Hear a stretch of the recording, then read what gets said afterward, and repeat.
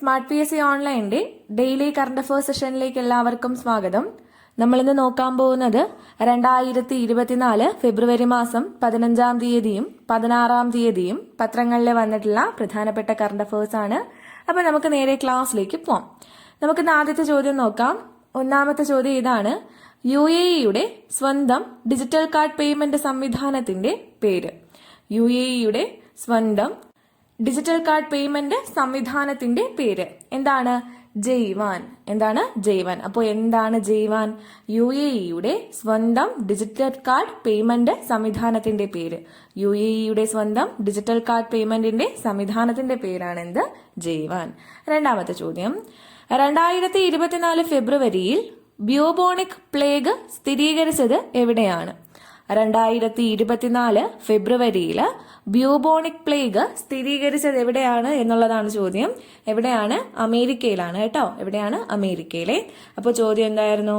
2024 ഫെബ്രുവരിയിൽ bubonic plague സ്ഥിരീകരിച്ചത് എവിടെയാണ്? എവിടെയാണ്?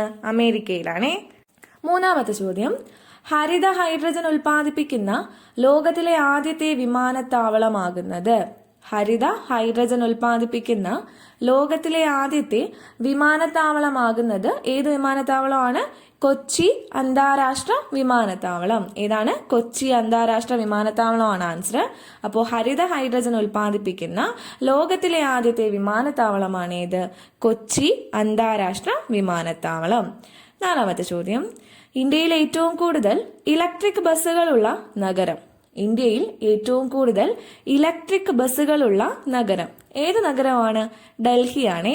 അപ്പോൾ ഇന്ത്യയിൽ ഏറ്റവും കൂടുതൽ ഇലക്ട്രിക് ബസ്സുകളുള്ള നഗരം ചോദിച്ചു കഴിഞ്ഞാൽ അത് ഏതാണ്? ഡൽഹിയാണ്. ഇന്ത്യയിൽ ഏറ്റവും കൂടുതൽ ഇലക്ട്രിക് ബസ്സുകളുള്ള നഗരം ഏതാണ്? ഡൽഹിയാണ്. അഞ്ചാമത്തെ ചോദ്യം: മികച്ച ക്ഷയരോഗ നിവാരണ പ്രവർത്തനങ്ങൾ മികച്ച രീതിയിൽ ഏകോപിപ്പിച്ചതിന് കേന്ദ്ര ആരോഗ്യ കുടുംബക്ഷേമ മന്ത്രാലയത്തിന്റെ പുരസ്കാരത്തിന് അർഹമായ സംസ്ഥാനം. ക്വസ്റ്റ്യൻ ഒന്നുകൂടി പറയാം.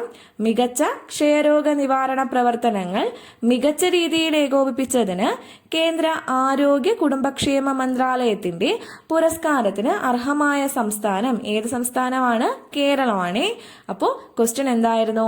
മികച്ച ക്ഷയരോഗ നിവാരണ പ്രവർത്തനങ്ങൾ മികച്ച രീതിയിൽ ഏകോപിപ്പിച്ചതിന് കേന്ദ്ര ആരോഗ്യ കുടുംബക്ഷേമ മന്ത്രാലയത്തിന്റെ പുരസ്കാരത്തിന് അർഹമായ സംസ്ഥാനമാണേത്? കേരളം. ആറാമത്തെ ചോദ്യം: 1 കോടി കുടുംബങ്ങൾക്ക് പുരപ്പുറ സൗരോർജം ലഭ്യമാക്കുന്ന പദ്ധതിയുടെ പേര്. 1 കോടി കുടുംബങ്ങൾക്ക് പുരപ്പുറ സൗരോർജം ലഭ്യമാക്കുന്ന പദ്ധതിയുടെ പേര് എന്താണ്? PM സൂര്യഘർ മുഫ്ത് ബിജ്ലി യോജന.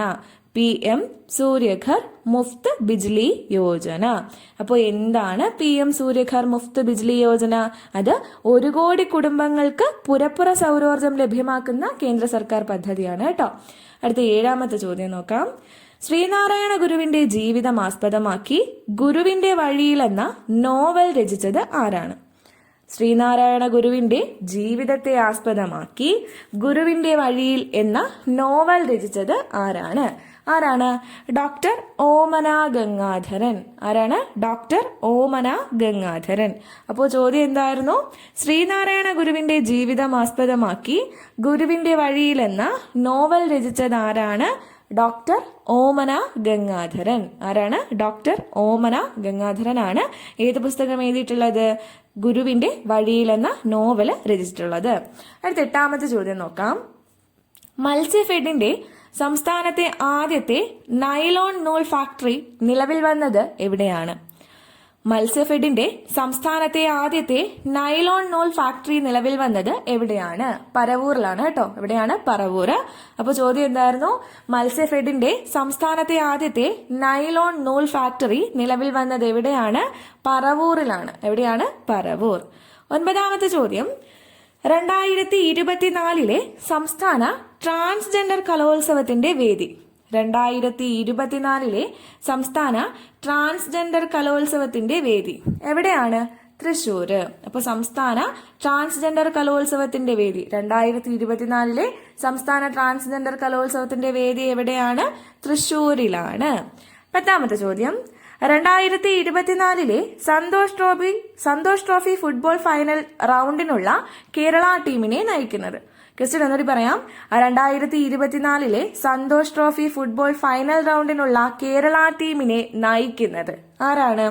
നിജോ ഗിൽബർട്ട്. ആരാണ്? നിജോ ഗിൽബർട്ട് ആണ് 2024 സന്തോഷ് ട്രോഫി ഫുട്ബോൾ ഫൈനൽ റൗണ്ടിനുള്ള കേരള ടീമിനെ നയിക്കുന്നത്. 11ാമത്തെ ചോദ്യം, അടുത്തിടെ ഫ്ലാഗി ഫെസ്റ്റിവൽ ആഘോഷിച്ച സംസ്ഥാനം. ഏത് സംസ്ഥാനമാണ്?